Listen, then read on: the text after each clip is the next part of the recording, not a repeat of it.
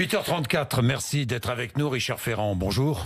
Bonjour Monsieur Bourdin. Président de l'Assemblée nationale, vous êtes rare dans les médias. Je vous remercie d'être là ce matin. J'ai plusieurs questions d'actualité pour commencer. L'affaire Fillon, les groupes LR et LFI à l'Assemblée nationale vous demandent de prolonger jusqu'à fin septembre la commission d'enquête parlementaire sur les obstacles à l'indépendance de la justice. Allez-vous accéder à leur demande ? Alors d'abord, cette commission a été prolongée de 2 mois compte tenu du confinement puisqu'elle a été déposée en janvier et elle va travailler jusqu'au 7 septembre. Et une commission d'enquête, c'est la loi organique qui dit qu'elle dure 6 mois. C'est pas le président de l'Assemblée nationale. Donc je vais plutôt les inciter à densifier leur travail ici au mois de juillet, voire au mois d'août s'ils le souhaitent. Plutôt que d'allonger parce que le temps. La loi ne le permet pas. Bien. Personnellement, je n'y aurais pas vu d'inconvénient, mais enfin, il convient que les députés respectent la loi. Est-ce que ces deux groupes remettent en cause la légitimité d'Emmanuel Macron ? Je n'ai pas ce sentiment, je vois pas pourquoi ils le feraient. Si j'ai bien compris, ils se sont saisis d'un conflit, semble-t-il, hiérarchique entre 2 hautes magistrates. Bon, il faut qu'ils éclaircissent ça et que surtout soit clarifié le sens et la portée du mot pression utilisé par la procureure Houlette. Mais si j'ai bien compris, ensuite le communiqué qu'elle a fait après ces déclarations, c'est qu'il y avait une mésentente entre elle et sa chef.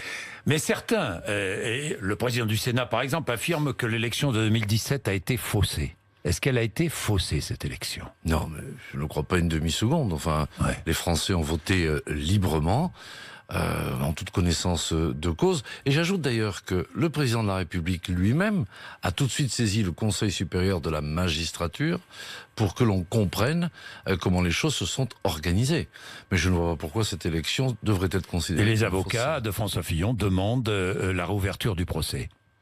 Là aussi. Ça, c'est une affaire judiciaire sur laquelle je ne me prononcerai pas. Alors, autre affaire dans l'actualité. Alexis Kohler, secrétaire général de l'Élysée, était visé depuis juin 2018 par une enquête du parquet national financier pour une affaire de conflit d'intérêts entre des postes dans la fonction publique et ses liens familiaux avec un armateur MSC. L'enquête a été classée sans suite au mois d'août 2019. Emmanuel Macron, d'après Mediapart, a écrit au parquet national financier le 1er juillet 2019, avant le classement sans suite de l'enquête. Le président est intervenu donc dans une procédure judiciaire individuelle et la séparation des pouvoirs. Mais il ne faut pas confondre la séparation des pouvoirs, qui est une règle absolue, qui fait qu'il y a le législatif, l'exécutif et le judiciaire, l'autorité judiciaire qui doivent avoir des vies distinctes, si je puis dire, et ne pas peser les uns sur les autres.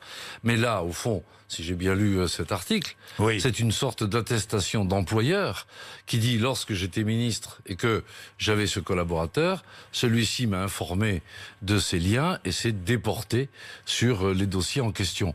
Donc, il n'y a matière à aucun soupçon, il n'y a aucune volonté d'absoudre Alexis Kohler. Mais personne n'a cette capacité. Les juges sont indépendants en France, que je sache. Donc que un employeur, si je puis dire, ministre, dise voilà, mon collaborateur avait pris telle et telle disposition, j'en atteste. Ça se fait tous les jours dans des procédures en France que un employeur atteste dans un sens ou dans un autre sur un collaborateur. Oui, un président de la République qui atteste... il atteste de quand il était ministre, son collaborateur s'était déporté d'un certain nombre de dossiers. Bien, autre chose, la salle Colbert sera-t-elle débaptisée à l'Assemblée nationale ? Comme vous le savez peut-être, la statue de Colbert a été taguée cette nuit. Mais vous savez, réécrire l'histoire, vouloir nier une partie de l'histoire, vouloir nier la complexité de l'œuvre des hommes, c'est quelque chose qui est absurde. Moi, je crois que, au fond, il faut peut-être mieux expliquer les ombres et les lumières de chaque personnage de notre histoire. Peut-être que là, nous avons des efforts à faire pour éclairer les citoyens, mais ce n'est pas parce qu'il y a une injonction que l'on devrait... Donc elle ne sera pas rebaptisée. Ce n'est pas en tout cas... Moi, je ne le proposerai pas, que ce soit clair. Et je voudrais ajouter autre chose, vous savez. Quand on parle des statuts... la dernière grande période où on a beaucoup déboulonné, c'était tout de même pendant l'occupation. C'est-à-dire à un moment donné où on voulait nier l'histoire. Revisiter l'histoire. Revisiter l'histoire. L'histoire, faut la prendre d'un bloc. Mais il faut sans doute mieux l'enseigner, mieux l'expliquer. Il faut que nous-mêmes, quand on a différentes statues, on puisse expliquer. Mais regardez devant l'Assemblée nationale. Il y a 4 statues qui ont été décidées sous Napoléon Ier. Et il y a des personnages très contrastés, puisqu'il y a Michel de l'Hospital, le conciliateur, qui était un homme de paix et de tolérance. Oui. Il y a Colbert, le grand bâtisseur, mais aussi celui auquel on prête, comment je veux dire, la paternité du Code Noir, ce qui est pur mensonge, puisque le Code Noir est sorti 2 ans après sa mort et qu'il n'y a que contribué, mais peu importe, ça fait partie de sa vie, c'est incontestable. Il y a le grand législateur, d'Aguesseau, qui a commencé à codifier, qui a préfiguré la codification, et Sully, le grand réformateur. Et au fond, c'est plus les fonctions qu'ils ont remplies comme hommes publics qui sont ainsi portés à la connaissance du public que l'ensemble de leurs personnalités. Qui se souvient que Rimbaud était trafiquant d'armes? On se souvient du poète. Et c'est bien mieux. Bien, Richard Ferrand, la Convention sur le climat. Vous avez suivi ces travaux, évidemment, 149 mesures proposées, l'immense majorité de ces mesures soumises au Parlement. Beaucoup dans tous les cas, nous verrons les propositions de loi qui seront déposées. Parmi ces mesures, 110 km/h sur autoroute au lieu de 130. Est-ce que vous y êtes favorable?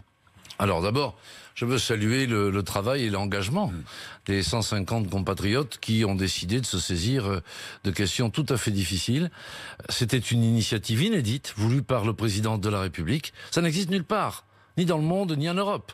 Donc c'est une démarche nouvelle, inédite, donc forcément imparfaite, mais en tout cas, qu'elle a mérité la d'exister. démarche est là. Ce qui compte, c'est le résultat. Alors, ce qui compte, c'est le résultat. Et l'application des mesures proposées, ou pas, d'ailleurs. L'application ou pas des mesures proposées. Donc moi, je vais pas me dérober, je vais vous répondre. Oui.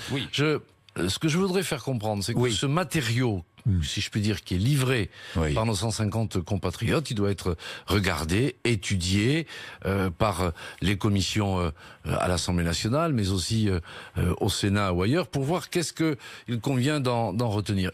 Il faudrait aussi que ce débat se poursuive dans les territoires. Il y a 150 Français qui ont été tirés au sort. Moi, je voudrais bien savoir ce que les habitants de ma circonscription pensent de ce qui a été ainsi mis sur la table. Donc moi, j'entends poursuivre le débat et inciter... Comment peut-on poursuivre le débat? Eh bien, sur le terrain. Vous faites des réunions publiques et vous dites aux habitants de la circonscription... Alors le député, le maire organise une réunion publique... Et ouverte à tout le monde. Et débat. Et débat. Et moi, je trouverais bien... Ça reste débat national, quoi. Et moi, je trouverais bien débat national. Les députés s'en saisissent. Ils disent, voilà ce que 150 Parce que débattre, c'est bien beau, mais enfin, il faut prendre des décisions, il faut agir. Ensuite, si vous voulez, sur cette histoire de limitation de vitesse, moi, je ne suis pas sûr qu'il soit urgent de commencer par ceux qui briment. Parce que j'ai un souvenir. Quand le Premier ministre a voulu du reste, abaisser la vitesse sur la route départementale à 80, on nous a dit... Voilà un des ingrédients qui a provoqué la colère des zones rurales. Pas le seul, mais un des ingrédients. Donc, il y a eu le mouvement que l'on connaît. Ensuite, on dit on va faire une convention citoyenne sur ces enjeux climatiques, puisque rappelez-vous, c'était la taxe carbone, etc. Et là, on ressort de là avec une limitation de vitesse. Au fond, on ressort avec une solution qui ressemblerait au mal d'origine, si je puis dire. Donc vous n'y êtes pas moi, favorable. Spontanément, non, mais je crois qu'il faut considérer cela, parce que ce que j'ai bien compris, c'était le gain qu'il y avait en effet en production de gaz à effet de serre. Il faut considérer, mais dire non, quoi, si je comprends bien, Richard Ferrand. Personne n'est jamais obligé de dire oui à tout, pour commencer. Mais je ne veux pas, moi, comme ça, dire il n'y a que cette histoire les propositions sont beaucoup plus riches. Bien sûr. Et ensuite, ne commençons pas par une mesure qui va rendre l'enjeu écologique assez antipathique. Il faut convaincre. Il ne faut pas tout le temps... Mais vous voyez, les travaux de cette convention ont démontré combien l'action publique est difficile. Parce que quand on lit l'ensemble des propositions, on voit beaucoup d'obligations, on voit quelques interdictions, et un peu d'impôts par-ci par-là.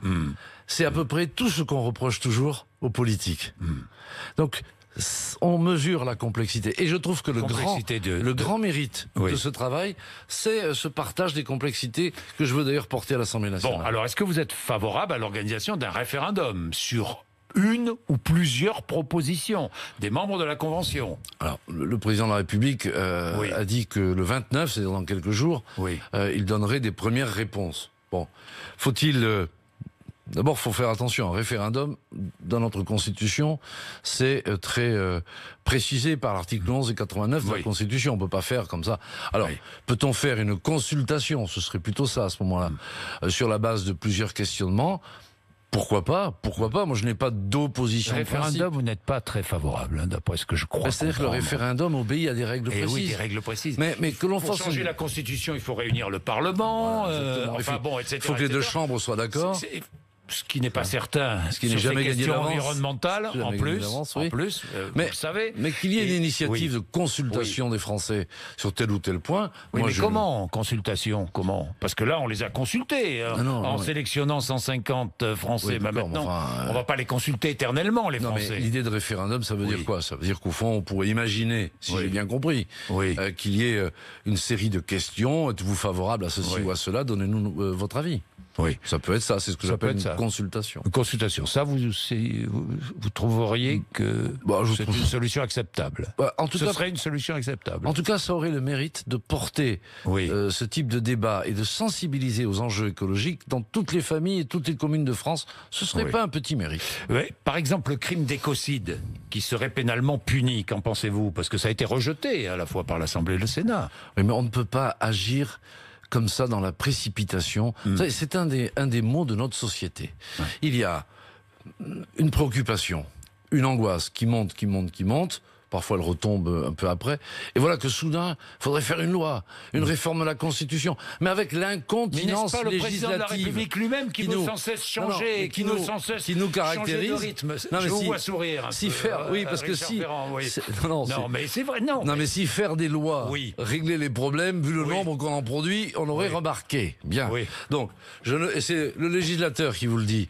Donc, je pense qu'il est utile de faire un certain nombre de lois sur un certain nombre de choses, mais il ne faut pas être tout le temps dans la loi qui répond aux circonstances, à l'émotion, à la préoccupation, etc. Mais pourquoi vouloir sans cesse transformer la société, rompre, je ne sais pas moi, défaire ce qu'on a fait? Pourquoi ne pas être toujours dans la continuité et le pragmatisme? N'est-ce pas une meilleure manière de gouverner?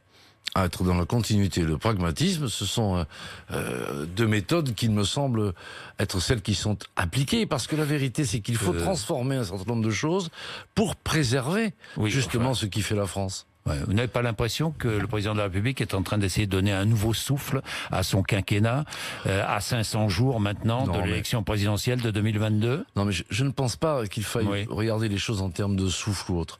Il s'est tout de même passé quelque chose de majeur dans notre vie, dans notre économie, dans notre organisation sociale, lié à la pandémie. Il y avait juste avant des résultats économiques, sociaux et budgétaires qui étaient tout de même satisfaisants, un niveau d'investissement qu'on n'avait jamais atteint. Donc il faut à la fois renouer avec les fils de la première partie du quinquennat, et compte tenu de ce qui s'est passé, au fond, et le président de la République s'est déjà exprimé là-dessus, redonner une dimension sans doute plus solidaire, plus écologique, mais aussi se remettre à conquérir les chemins de la prospérité que nous avions regagnés avant le Covid. C'est ce qu'il va faire dans les jours qui viennent? C'est ce que le président de la République va faire dans les jours qui viennent, annoncer. Il s'est déjà exprimé là-dessus dans sa dernière intervention. Mais il a dit ses intentions. Il faut s'attendre à la mise en place, je ne sais pas moi, de nouvelles réformes. De nouvelles réformes, c'est un peu difficile à 2 ans de la fin du quinquennat, mais... écoutez, je ne sais pas si ce sont des réformes au sens où on l'entend globalement, parce que ce mot, hélas, a mauvaise réputation maintenant. Donc, il est galvaudé en plus. Non, ce que je crois, c'est que il faut à la fois renouer avec les fils du quinquennat, s'interroger sur la cartographie de nos dépendances, si je puis dire, parce que il faut se reposer les questions de la souveraineté, il faut se reposer les questions de l'emploi, il faut se poser la question d'une croissance qui soit plus vertueuse en matière d'environnement, car on a compris que le prochain cataclysme qui guette, il est lié au dérèglement climatique. Donc, oui, il va falloir sans doute orienter les politiques publiques vers ces secteurs-là, comme lui-même l'a annoncé d'une certaine manière. Il a donné le ton dans sa dernière intervention, et ensuite vont venir les travaux pratiques. Alors je vais vous parler de la conférence que vous organisez pour réfléchir à des propositions de sortie de crise, justement, mais auparavant vous parliez de continuité, de pragmatisme. Il y a un homme qui, me semble-t-il, symbolise tout ça, c'est le Premier ministre. Alors pour une politique sans rupture, faut-il le garder ? Non, mais vous savez, je ne peux pas, moi, me hisser au-delà de ma condition. Non, mais vous avez un avis. Vous savez que je ne suis pas président de la République. Mais vous n'êtes pas sans avis, vous êtes président de l'Assemblée nationale, et vous connaissez bien les deux hommes. Très bien, oui. Et vous êtes, dit-on, toujours un trait d'union entre les deux hommes. C'est vrai, Richard Ferrand, c'est vrai. Oui, mais en tout cas, je trouve ces deux hommes de qualité, et nous avons la chance de les avoir, figurez-vous. Parce que et chacun à leur poste. Et chacun dans leur poste joue bien sa mission, sa partition. Bon, pourquoi changer? Ah non, mais attendez, mais qui vous dit d'abord que ça va changer? Qu'est-ce que vous en savez? Moi, je n'en sais rien, vous non plus. Non, mais ça se pose pas comme ça. Ah bon? Non. Comment ça se pose? Eh ben, je vais vous dire comment moi je vois les choses, mais il faut encore la séparation des pouvoirs, le fait que je n'ai pas à me hisser de ma condition, c'est compliqué. Non, ce que je crois, c'est qu'il faut d'abord poser les choses en termes de projet. C'est-à-dire, c'est quoi ce sont quoi les grands chantiers que compte ouvrir le président de la République, et le cap va être précisé pour à la fois renouer avec les fils avec le début du quinquennat et tirer les conséquences de ce qui s'est passé. Quel est le projet? Quels sont les axes? Quels sont les objectifs? Qu'est-ce qu'on veut faire? C'est comme ça qu'il faut construire les choses. Et après, parce que il doit y avoir discussion au sein du gouvernement et entre les deux têtes de l'exécutif. Ensuite, c'est selon ce que l'on veut faire que l'on décide que l'équipe doit être constituée comme ceci ou comme cela. Bon, et ça leur appartient à eux deux. Oui, mais c'est sûr. Voilà. Mais vous voyez ma méthode, c'est celle-là. Votre méthode, elle est rationnelle. Oui, votre méthode, là, Richard Ferrand, est claire. Vous ne voulez pas vous prononcer. Mais vous pensez que pour la stabilité de l'État, pour la fin du quinquennat d'Emmanuel Macron, il serait préférable de garder Édouard Philippe? Je n'irai pas sur ce terrain. C'est les prérogatives. Oui. Ce sont les prérogatives du président de la République. Vous le regretteriez, un départ? Vous regretteriez son départ? Mais on regrette toujours tout le départ, vous savez, c'est pas. Vous me mettez dans l'embarras parce que je ne voudrais pas que ceux qui nous écoutent croient que je militerai pour telle solution ou pour telle autre. Moi, j'ai à l'esprit le fait que ce qui a été fait depuis 3 ans a été bien fait, que le tandem a remarquablement bien fonctionné.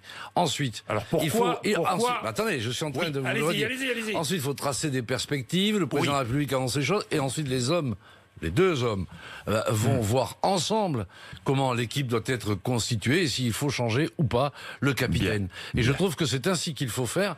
Et quant à moi, j'observerai si c'est indispensable, un remaniement indispensable. Si on considère qu'il faut refaire l'équipe, ça s'appelle remaniement. Enfin, refaire ou corriger ou je ne sais quoi, mais c'est leur job. Bon, conférence donc organisée à votre initiative pour réfléchir à des propositions de sortie de crise. Vous remettrez les propositions la semaine prochaine, je crois, c'est cela? Voilà. Disons que j'ai souhaité... Oui. Bon, le président de la République a demandé au président du Sénat, au président du Conseil économique et social et à moi-même de réfléchir au fond aux priorités qui sembleraient émerger, celles qui font consensus ou celles qui ne le font pas du tout. Donc j'ai souhaité, autour de 4 thèmes qui, moi, me paraissent importants, réunir les grandes associations françaises, les partenaires sociaux, bien sûr, les présidents des groupes politiques de l'Assemblée nationale, autour donc du thème de la souveraineté, parce que ce que ça a mis à jour, entre autres, la crise récente, c'est... au fond, qu'on s'était rendu compte combien nous étions dépendants d'un certain nombre d'approvisionnements. Donc comment est-ce qu'on les sécurise? Quels sont nos points de vulnérabilité? Donc que l'on ait conscience un peu de notre fragilité, parce que c'est ça qui a été mis à jour. C'est la grande vulnérabilité des grandes démocraties. Que l'on s'interroge aussi, ce sera le deuxième atelier, sur l'organisation de l'État et le rôle des collectivités locales. Même si je trouve qu'on a été très injuste ces derniers temps, l'État a tenu, l'État avec tous les fonctionnaires, qu'ils soient dans la fonction publique hospitalière, qu'ils soient dans les préfectures ou partout ailleurs, l'État a tenu. Mais on a l'impression en France que quand ça va mal, c'est la faute de l'État, et quand ça va bien, ce sont les collectivités locales qui font bien. Bon, outre que c'est une vaste blague, il faudrait quand même clarifier les compétences des uns et des autres, et que l'on tire ensemble des leçons sur l'organisation de l'État. Ensuite, je souhaite aussi que l'on s'enrichisse. D'ailleurs, il y aura 4 représentants de la Convention citoyenne ce matin, que j'ai invité aussi, que l'on s'interroge sur à la fois les nécessités environnementales, mais les opportunités qui se font jour du fait qu'il faille répondre au dérèglement climatique, et puis évidemment tous les enjeux économiques, sociaux, l'innovation, la formation et l'emploi des jeunes. Voilà, et je souhaite écouter et j'ai dit d'ailleurs à mes collègues présidents de groupes politiques, je vous demande pas beaucoup d'intervenir, je vous demande surtout d'écouter ce qu'on a à nous dire. Et ce que je veux, c'est qu'on partage les complexités. Ça veut dire quoi? Moi, je suis dans une circonscription où on dit qu'il faut construire plus de logements. Mais on dit qu'il faut préserver le foncier agricole. Alors comment on fait? Et c'est ça, ces injonctions paradoxales. Plus de services publics, mais toujours moins d'impôts. Comment on fait? Etc., etc. Et je souhaite que ça, on le partage. Et j'aimerais que tous mes invités se sentent invités à un voyage dans les convictions des autres, qui ne viennent pas simplement pour proclamer ce qu'ils pensent, mais pour que les échanges soient féconds et que l'on puisse apporter des réflexions communes. On ne va pas faire une liste de propositions, un catalogue, mais je serai amené à répondre à la sollicitation du président de la République et enrichi de ce qui aura pu être dit aujourd'hui. Alors, juste un mot, j'avais une dernière question, Richard Ferrand. Dans votre dernier livre, Les lieux communs, vous proposez la mise en place d'un service civique à compter de l'âge légal de la retraite. Oui. Alors ça fait beaucoup de bruit, beaucoup de débats. Sur la base du volontariat. Oui, j'imagine. Vous n'allez pas imposer à chaque retraité, j'imagine, un service civique, mais sur la base du volontariat. Oui, mais je vais vous dire pourquoi. Parce que je trouve que aujourd'hui, nous avons la chance de vivre en bonne santé assez longtemps en France. Et c'est une bonne chose. Mais je trouve aussi que l'on perd beaucoup quand des gens partent en retraite. Ils ont accumulé beaucoup d'expérience, de savoir-faire. Ils ont accumulé un vécu. Et je trouve que trouver une formule pour qu'il y ait cette transmission entre les générations, de ceux qui commencent et de ceux qui ont fini leur carrière professionnelle. Donc inciter, comme beaucoup de retraités le font, à rester engagés dans la vie sociale, dans la vie publique des retraités serait une bonne idée. Mais il y a déjà beaucoup, par exemple, je connais dans ma circonscription, dans le centre Finistère, des professeurs en retraite qui font de l'aide aux devoirs, par exemple, dans les associations sportives. Vous avez beaucoup aussi de retraités qui s'engagent. Donc ce n'est rien de... Ce serait bénévole ? Dans mon esprit, oui. Dans mon esprit, oui. On donne de soi.